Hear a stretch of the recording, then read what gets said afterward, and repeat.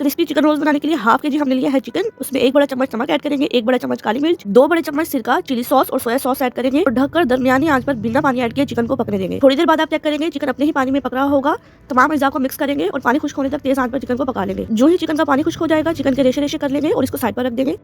बड़ी बंद गोभी और 2 अदद शिमला मिर्च को हमने बारीक बारीक चॉप कर लिया है। एक बड़ी देगची में 2 बड़े चम्मच ऑयल ऐड करेंगे, साथ ही शिमला मिर्च ऐड कर जो ही शिमला मिर्च हल्की सी सॉफ्ट होगी, बंद गोभी ऐड कर देंगे और उसे बहुत अच्छे से फ्राई करेंगे यहाँ तक कि वो नरम हो जाए।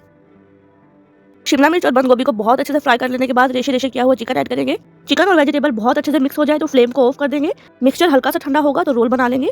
मिक्सचर ऐड करके रोल पट्टी को दोनों तरफ से फोल्ड करेंगे और उसे राउंड शेप में फोल्ड करके बहुत अच्छे से पानी लगाकर फोल्ड कर देंगे और बहुत अच्छे से प्रेस करेंगे। फ्राइंग पैन को आधा ऑयल से भर लेंगे और ऑयल को बहुत अच्छे से गर्म कर लेंगे। जैसे ही आपको लगे लाइट सा ब्राउन कलर आ गया है रोल्स पर, तो रोल्स को निकाल लेंगे। जैसे कि आप देख सकते हैं बहुत ही मजेदार और क्रिस्पी से चिकन वेजिटेबल रोल्स हैं बिल्कुल तैयार।